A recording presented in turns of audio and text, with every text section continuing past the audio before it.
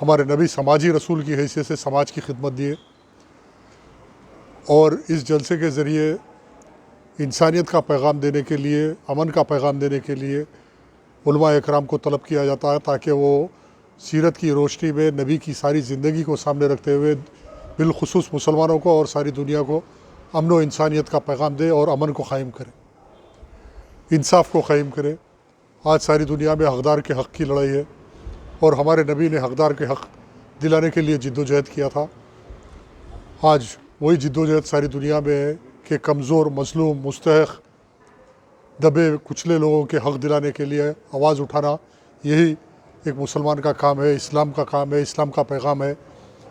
जो मुस्तहक़ है, जो एहसास नहीं रखते, उनको उनका हक़ देना। और बिलखुसूस मजलिस बचाओ तहरीक जो ये कोरोना पेंडेमिक के बाद शहर हैदराबाद के अंदर जो हालात पैदा हुए, और इस हालात में कोई ऐसा घर नहीं था जहाँ परेशानी घर में दाखिल नहीं हुई। माशी एतबार से हो, हर एतबार से आज अल्हम्दुलिल्लाह मजलिस बचाओ तहरीक के परचम तले मरहूम गाज़ी मिल्लत के उस मकसद को आगे बढ़ाते हुए सीरत नबी के पैगाम पे, प्यारे नबी सल्लल्लाहु अलैहि वसल्लम के उस पैगाम पे समाजी खिदमत पे क़ायम रहते हुए मजलिस बचाओ तहरीक के क़ायदीन और बिलखुसूस अमजदुल्ला ख़ान ने जो प्रजा दरबार के नाम पे गरीब व मज़लूम व मुस्तहक़ लोगों के खिदमत अंजाम दिए और तमाम मिल्लत इस्लामिया और बिलखुसूस अहले खैर हज़रात जो मुसलसल ताउन करते हुए कई सैकड़ों लोगों के मसाइल को हल किया गया, कई बीमारों के इलाज किए गए, कई बच्चों के फ़ीसों को अरेंज दिया गया और ये सिलसिला इंशाअल्लाह जारी रहेगा। ये जो प्रजा दरबार चल रहा, जो समाजी काम चल रहा, समाजी सतह पे गरीबों के, मज़लूमों के, मुस्तहक़ों का काम किया जा रहा, यही मिलादुन्नबी सल्लल्लाहु अलैहि वसल्लम मनाने का एक सबब है। यही मिलाद का असल मकसद ये है कि आप किसी गरीब के आंसू पोंछें, गरीब की खिदमत करें, गरीब के मसले हल करें, किसी के आँख से बहते हुए खुशी के आंसू किसी की आँख में देना, यही मिलादुन्नबी है, यही इंसानियत है। और ये सिलसिला तहरीक का हमेशा जारी रहा। मरहूम अमानुल्लाह ख़ान ने सारी ज़िंदगी गरीबों मज़लूमों के लिए बिला लिहाज मज़हब व मिलत हर किसी के लिए खिदमत करें।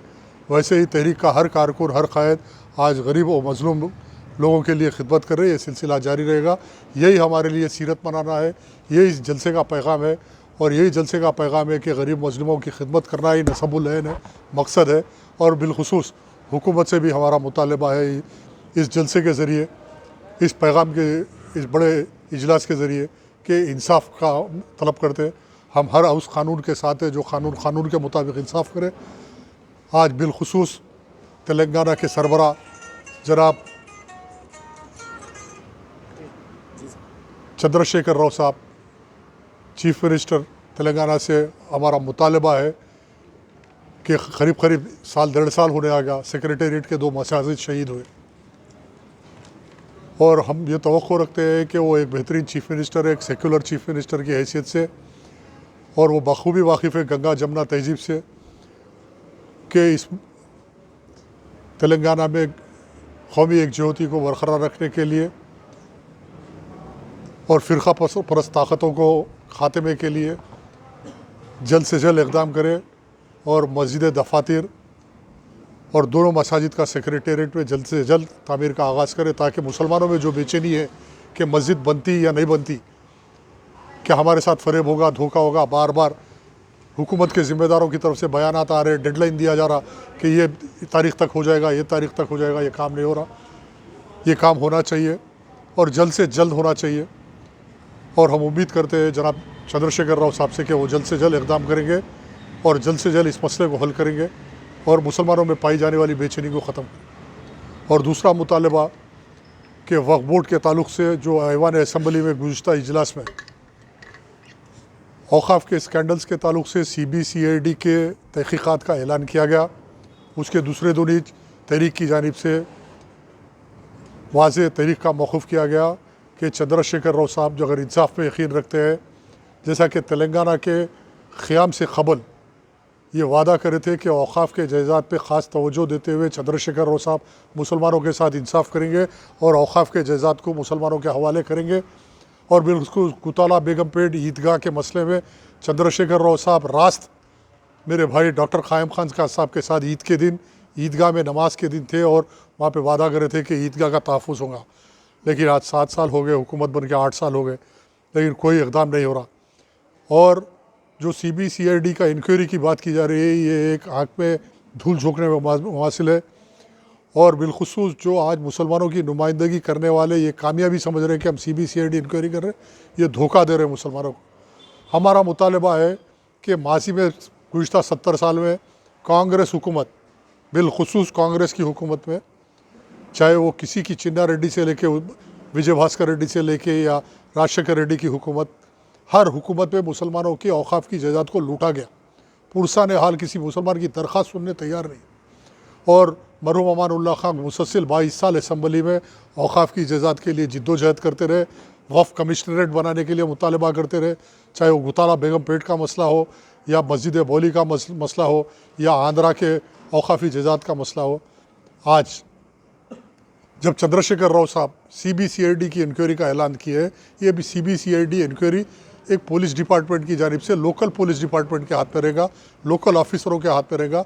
यहाँ के सियासी लैंड ग्रैबर जो इक़्तिदार पे है और जो रास्ते शामिल है, जो आज करोड़ा रुपए की औक़ाफ़ की जायदाद पे कब्ज़ा है, आज उनके मातहत इंक्वायरी होगी। ये तो ये हो जाएगा कि फिर वही लैंड ग्रैबर इंक्वायरी करके रिपोर्ट देंगे CBCID की क्या इंक्वायरी आएगी। तो हमारा मुतालबा है कि चंद्रशेखर राव साहब से और बिलखुसूस तेलंगाना के एक ज़िम्मेदार चीफ़ मिनिस्टर, एक इंसाफ़ करने वाले, उम्मीद करते हैं कि इंसाफ़ करने वाले चीफ़ मिनिस्टर जनाब चंद्रशेखर राव साहब से, कि वो हाई कोर्ट के जज से इंक्वायरी कराए, या तो फिर आज सेंट्रल वक्फ बोर्ड कमेटी ने बार बार तेलंगाना गवर्नमेंट को ये लिखा है कि CBI की इसकी तहक़ीक़ की जाए, इसलिए कि ये स्कैंडल हिंदुस्तान में सबसे बड़ा स्कैंडल है। बफर्स 2G 3G कोलगेट, कोई स्कैंडल भी इसके सामने इससे बड़ा स्कैंडल नहीं है।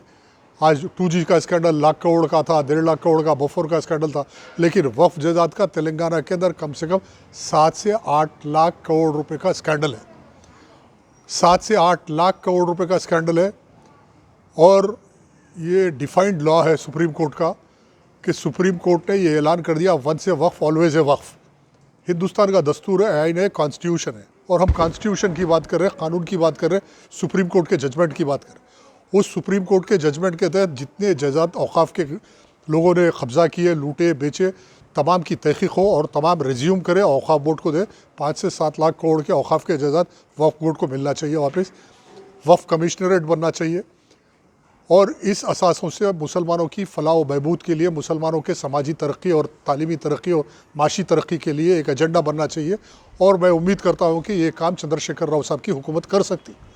और मैं नेक नीयती के साथ चंद्रशेखर राव साहब पूरे एहतराम के साथ उनसे उम्मीद करता हूँ कि इस पे जल्द से जल्द करें, CBCID को कैंसिल करें, इंक्वायरी को कैंसिल करें, CBI की इंक्वायरी का ऐलान करें, high court monitored, high court जज की निगरानी में इंक्वायरी हो, तमाम तेलंगाना के जायदादों को हिफाजत करे, हिसारबंदी करे और वफ़ कमिश्नरेट के तहत करे, उसका एक एजेंडा बने, उसको कैसा इस्तेमाल करे, उसकी आमदनी कैसा है। आज बच्चों को स्कॉलरशिप्स का मसला है, तालीम का मसला है। आज बिलखुसूस इस आमदनी से होने वाली आमदनी से मुसलमानों को ही नहीं बल्कि दिगर दलित पिछड़े तबक़ों को भी मदद की जा सकती, तालीमी इदारे क़ायम किए जाते, यूनिवर्सिटीज़ क़ायम किए जा सकते, आला सतह की। आज दुनिया डिजिटलाइज हो गई, आज दुनिया चाँद में जाने की बात कर रही है, आज मिसाइल टेक्नोलॉजी की बात कर रही है। ऐसे इदारे इस असासों से क़ायम करके तेलंगाना को हिंदुस्तान में नंबर 1 स्टेट बना सकते हैं। तेलंगाना एक सुपर स्टेट बन सकता है हिंदुस्तान के अंदर। ये औक़ाफ़ के 8 से 10 लाख करोड़ के जायदाद को रिज्यूम करने का मुतालबा चंद्रशेखर राव से।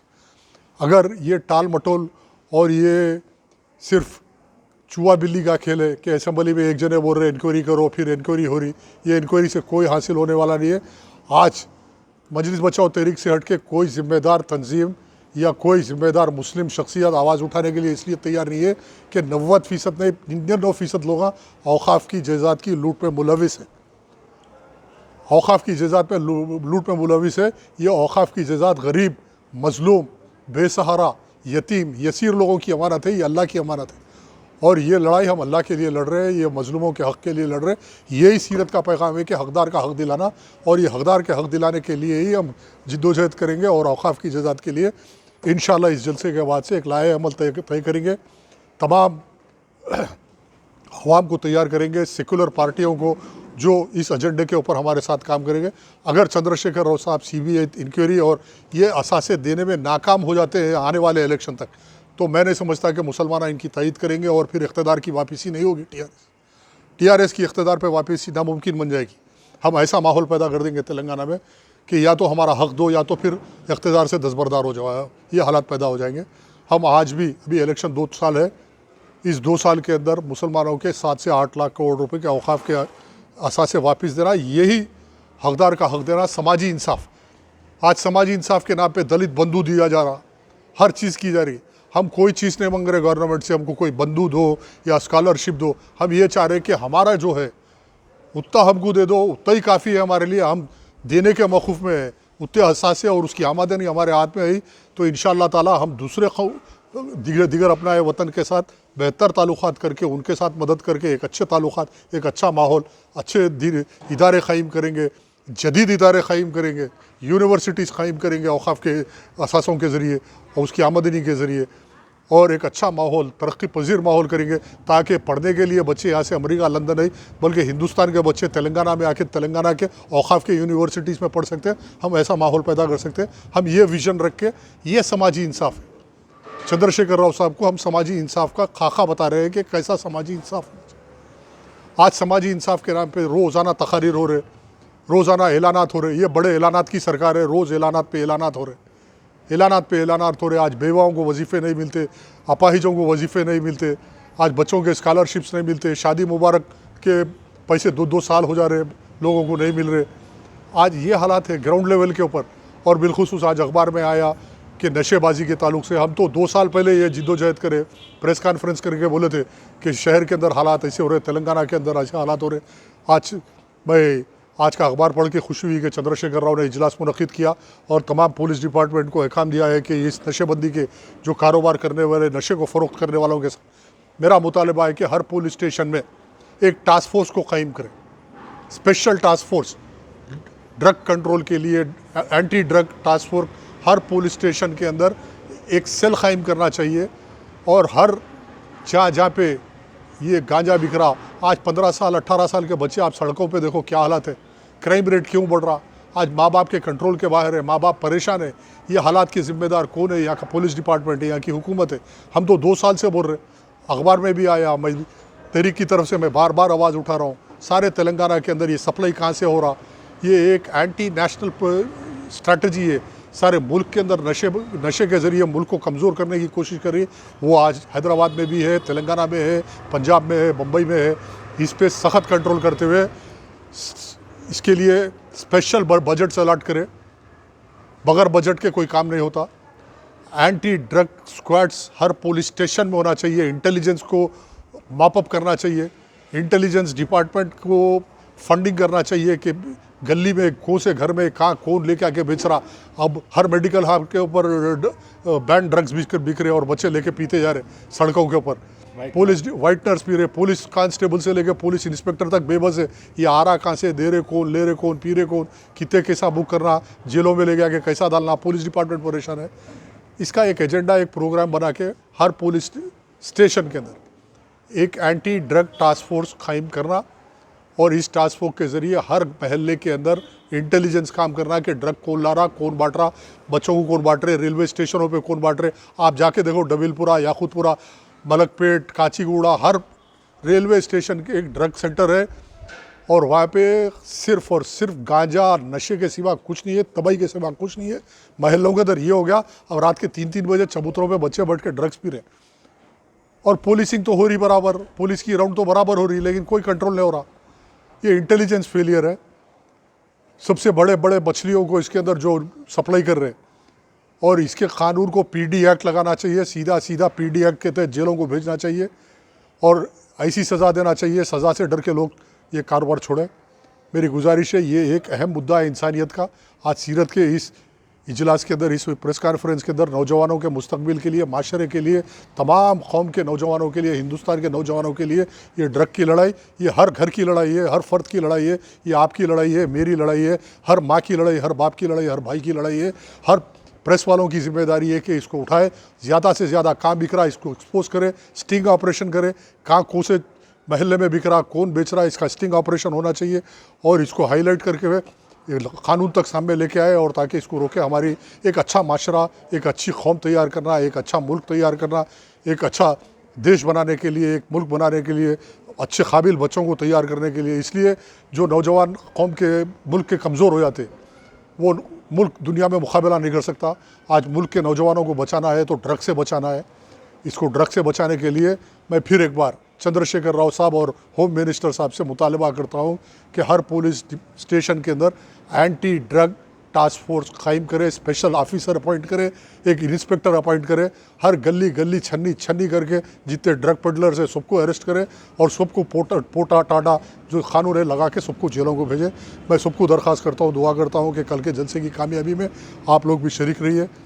सैटरडे बरोज़ हफ्ता इंशाअल्लाह ताला जलसे के अंदर भी इंसानियत का पैगाम और आज जो नफ़रतों का पैगाम है, आज जो मज़हब के नाम पे बिलखुसूस बीजेपी की जानिब से जो माहौल पैदा किया जा रहा है हिंदू मुसलमान के नाम पे, इसको एक साजिश है, आलमी साजिश है लड़ाने की, मुल्क को कमज़ोर करने की। इंशाअल्लाह इनको हम कामयाब नहीं होने देंगे। हम हर दलित पसमानदा तबक़ात के साथ बहुजन लेफ्ट बना के काम करें। इंशाअल्लाह आगे भी दलितों के साथ, हरिजनों के साथ, पसमानदा तबकों के साथ, लेफ़्ट फ्रंट के साथ, सेक्युलर पार्टीज़ के साथ हम पूरे मिल के काम करेंगे और मुल्क की तरक्की के लिए, माशरे की तरक्की के लिए, इंसानियत की तरक्की के लिए सीरत के मुताबिक काम करेंगे, हमारे नबी के पैगाम के मुताबिक काम करेंगे। इंशाअल्लाह हफ्ते बरोज़ हफ्ता आप लोगों से मुलाकात होगी। शुक्रिया, खुदा हाफ़िज़।